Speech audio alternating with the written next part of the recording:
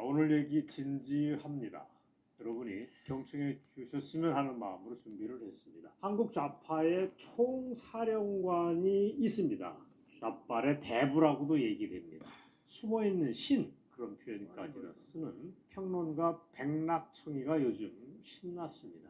총선 승리 뒤에 좌빨이 총선에서 승리한 뒤에 기다렸다는 듯이 등장을 했습니다. 그래서 윤석열을 반드시 탄핵시키자. 그것도 멀리 갈 것도 없어. 올해 내에 작살내자. 라고 하는 진군 나팔 소리를 냅다 울렸습니다. 이거 큰 뉴스입니다. 굉장한 얘기입니다. 신문방송에서 안 납니다. 그러나 신문방송에 나는 별 볼 일 없는 얘기보다 이 얘기가 훨씬 무게가 있다는 걸 여러분이 인지를 주시고 오늘 방송을 제가 시작을 하겠습니다. 백낙청이 어디서 이런 얘기했냐. 자기가 유튜브 방송을 가지고 있습니다. 백낙청 TV. 여기에 중계된 방송에서 한 여기자하고 인터뷰하는 방식인데 이번에 새로 개원하는 22대 국회에서 반드시 해야 할 일이 있다. 그게 뭐냐? 곧 특검 정국이 펼쳐질 텐데 그 연장선에서 윤석열의 퇴진 또는 임기 단축을 통해 반드시 가야 된다라고 하는 얘기를 했습니다. 이거는 백낙청이라고 하는 좌빨 동네의 대부가 한 의견을 표명한 게 아니고 국내 좌빨에 대한 지령이라고 저는 얘기를 합니다. 더 정확한 표현을 쓰면 지령을 넘어서 교시를 내렸다라고까지 얘기를 하겠습니다. 백낙청이가 했던 유튜브 캡처 사진을 여러분이 지금 보시고 있습니다. 그러면서 백낙청이가 이런 얘기도 했습니다. 이른바 최상병 특검을 잘 활용하라고 하는 방법론까지 제시를 했습니다. 그리고 조국혁신당의 조국의 말을 틈틈이 인용을 하면서 윤석열 퇴진을 아까 말씀드린 대로 하긴 하는데 올해 내에 해치울 수도 있다는 암시까지를 줬습니다. 무서운 일입니다. 이건 백낙청의 아까 말씀드린 대로 개인의 견해를 넘어섭니다. 조기 정권 교체를 겨냥하는 좌빨 진영 전체의 합의가 있었다. 그걸 백낙청이가 얘기한다고 보시면 되고 북한의 중국의 속내까지도 노골적으로 드러내고 있다. 그 점에서 백낙청의 교시는 어마어마하게 큰 뉴스다. 우리가 무겁게 이 얘기를 듣고 어떻게 대응할까를 검토해야 된다는 말씀을 드리겠습니다. 백낙청의 얘기를 통해서 우리는 지금 좌익 진영이 어떻게 움직이고 있다는 것을 눈치를 챌 수 있습니다. 따라서 범자유우파와 윤석열 대통령이 정말 긴장을 해야 된다. 제대로 대응하지 않으면 큰일 날 수가 있다.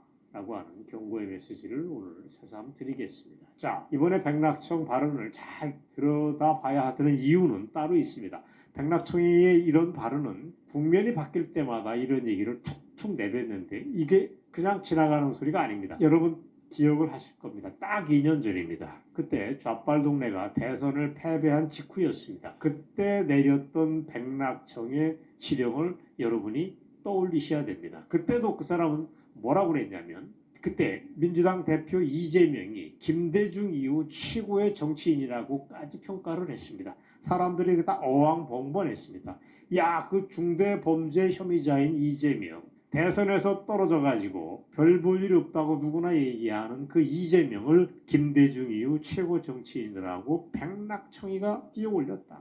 그리고 그 사람을 중심으로 해서 민주당을 재건해야 된다. 얘기하는 얘기까지 훈수 아닌 훈수를 던졌습니다. 그걸 보고 뭘 모르는 사람들은 백낙청을 뒤에서 웃었습니다. 야, 저 사람이 맛이 같구나 하는 얘기를 했는데 저는 그렇게 보지 않았습니다. 제가 이 너하나 TV 방송에 나와서 그 얘기를 그대로 여러분들에게 옮겼습니다. 지금까지 대한민국의 지식인 중에 지식인으로 알려진 백낙청이는 아주 고상한 영감이고 서울대에서 영문학을 가르쳤던 영감이고 무려 1938년생입니다. 80세하고도 6세인데 그렇게 인자해 보이는 표정까지 짓고 있는 사람이 어떻게 이재명하고 꿍짝꿍짝 할 수 있느냐고 사람들이 다 놀래 자빠졌습니다. 저 노인네가 망령 들었구나라고 사람들이 얘기할지 몰라도 저는 그렇게 안 봤습니다.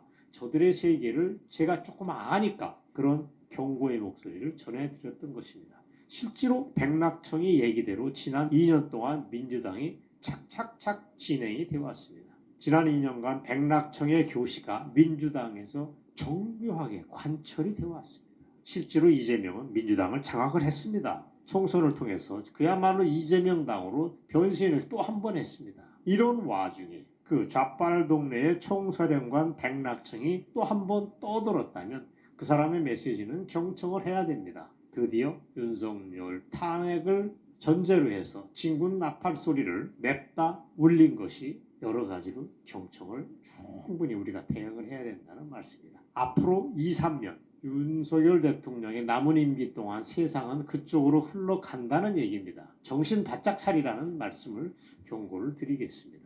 어떤 사람들 말대로 앞으로 펼쳐질 어려운 전국 속에서 안전벨트를 꽉 붙들어 매라, 안 그러면 큰일 난다는 얘기를 했는데 그 얘기가 경고 이상의 실전이다고 하는 걸 여러분들에게 말씀드립니다. 자, 지금부터 백낙청이가 유튜브에서 뭐라고 얘기했나를 조금 구체적으로 말씀을 드리겠습니다. 제가 이번에 유튜브 백낙청의 방송을 보면서 놀란 거는 백낙청 저 영감의 얼굴이 엄청 좋아진 점입니다. 아주 얼굴이 희색이 만면합니다. 예전보다 살이 좀 올랐습니다. 좋아서 버글버글하는 표정이 엄청 젊어 보이고 건강해 보인다는 느낌을 받았습니다. 아주 놀랍습니다. 아까도 말씀드렸지만 그는 서울대 영문학과 교수 출신입니다. 얼굴도 아주 교양 있게 생겼습니다. 부드럽다. 누가 봐도 인자한 노인네다고 하는 느낌을 줍니다. 그 옛날 창작가 비평사가 개간지로 만들어진 것이 1966년도인데 그때 그 잡지를 발행하면서 지금까지 60년 가까이 백낙청이는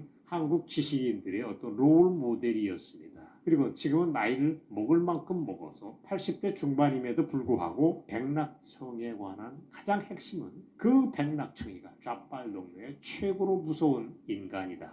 최고로 무서운 원로다고 하는 걸 여러분이 잊으면 안 됩니다. 예전에 한참 얘기를 했던 이른바 좌빨 동네를 움직이는 회의 그룹이 있습니다. 그걸 원탁회의라고 하는데 거기에 좌장이라고 보시면 됩니다.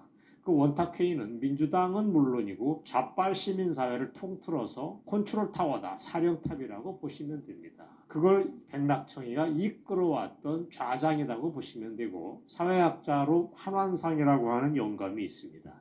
이 한완상은 역시 서울대 사회학과 교수 출신이고 옛날에 별 볼 일 없는 사회학자로 있었지만 문제는 이 한완상이가 좌익으로 변신을 해가지고 문재인 시절에는 비공식 국사, 나라국자 스승사자, 문재인 정권의 사실상 스승 역할을 백낙청이랑 함께 투톱으로 해왔습니다. 그런 한완상이가 잠시 주춤한 사이에 백낙청은 그야말로 노년에 들어서 꽃이 폈습니다. 이번에 유튜브를 통해서 내린 윤석열 퇴진 또는 임기 단축 문제는 민주당을 포함한 좌빨 진영 전체의 전략적 목표로 작용할 것이 분명하다.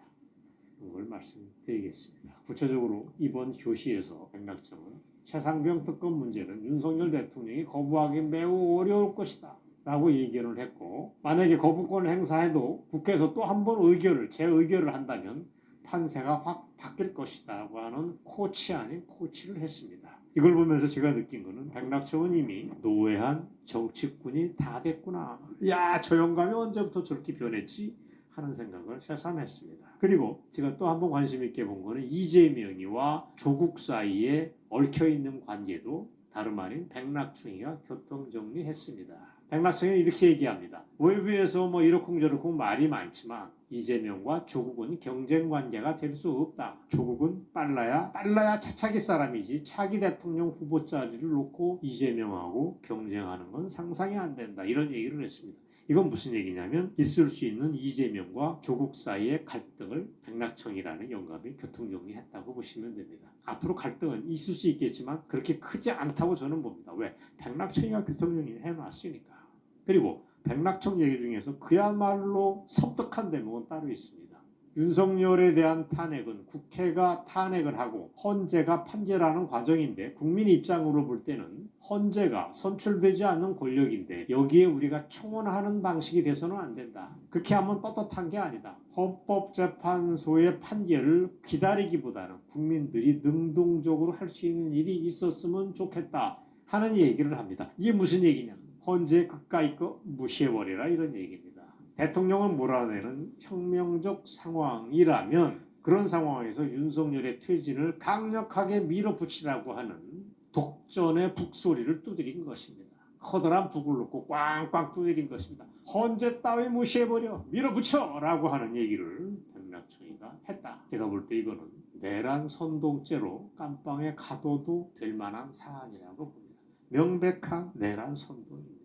통상적인 절차와 방법을 뛰어넘어 헌재를 무시하고 촛불의 힘으로 이른바 좌빨애들이 숭배하는 촛불의 힘으로 대한민국을 찍어 누르자. 헌법기관, 헌재도 헌법기관인데 그따위는 반항하지 못하도록 묵사발 내버리자라고 하는 얘기를 80대 중반 먹은 영감이 할 줄이야 미처 몰랐습니다. 어쨌든 그렇게 초혁명적 상황으로 가자고 하는 주문을 백낙청이가 했다는 걸 여러분이 머릿속에서 꽉 집어넣어 주시기 바랍니다. 그래서 오늘부로 저는 백낙청에 관한 여러분의 고정관념을 모두 바꿔주십사라고 하는 주문까지 드립니다. 백낙청은 아까 말씀드린 대로 남북을 통틀어서 좌빨 동네에 숨어있는 신에 해당됩니다. 끔찍한 인물입니다. 12년 전에 백낙청이가 해온 짓을 보면 제 얘기가 무리가 아니라는 걸 아실 수 있습니다. 딱 12년 전에, 그러니까 2012년 총선에서 이른바 야권연대라는 걸 주도를 했던 인물이 백낙청이었습니다. 그때 리석기를 포함한 13명의 종북 좌파 통진당 소속 인사를 국회에 진출시키는 결정적인 공헌을 세웠던 게 백낙청이었습니다, 여러분. 그건 달리 얘기하면 나는 해산이 됐지만, 강제 해산이 됐지만 이른바 민중민주주의, 진보적 민주주의를 신봉한다고 하는 종북 단체가 국회에 대거 진입하는 거를 하는 거에 교통정리를 해서 다 해결해 놓고 들어가도록 이석기가 들어가도록 방등이를 밀어줬다고 하는 건 백낙청이가 대한민국을 향해 저질렀던 가장 폭력적인 행위의 다름 아닙니다. 또 있습니다. 문재인의 여러분 적폐청산이라고 하는 구호도 슬로건도 그런 이론적 배경도 다름 아닌 모두가 다 백낙청이가 제시했다라고 보시면 됩니다. 그러니까 문재인 정권이 시작하기 직전에 만들어진 2017년 초에 나온 그때 창작가 비평사 보무에 백낙청이가 글을 하나 씁니다. 촛불을 통한 새로운 세상 만들기와 남북관계라는 글입니다. 그 문제의 길에서 백낙청은 촛불혁명이 궁극적으로 승리를 하려면 분단체제의 기생에서 국정농단을 일삼은 자들을 모조리 단죄해야 한다고 깃발을 내겁니다. 이게 문재인이가 몇 개월 뒤에 집권을 하면서 이른바 그 무시무시한 적폐청산이라고 하는 구호로 발전하는 계기였다는 걸 여러분이 잊으시면 안 됩니다. 자, 오늘 방송 크게 봐서 여기까지입니다. 올해 나이 1938년생 86세 되는 영감 백낙청이가 이 와중에 등판을 했다. 그것 자체만으로도 앞으로 펼쳐질 상황이 무시무시할 거라고 하는 경고를 여러분들에게 전해드렸습니다. 정말 안전벨트를 끝까지 붙잡아 내고 어떻게 좌빨애들의 촛불 농단 시즌2를 우리가 잘 버텨낼 건가 하는 걸 자유우파 시민사회가 정말 진지하게 검토해야 될 때가 지금이라고 하는 과제까지 여러분들에게 제시를 했습니다. 오늘 준비한 방송 여기까지입니다. 백낙청이의 문제에 대해서 제가 틈나는 대로 또 여러분들에게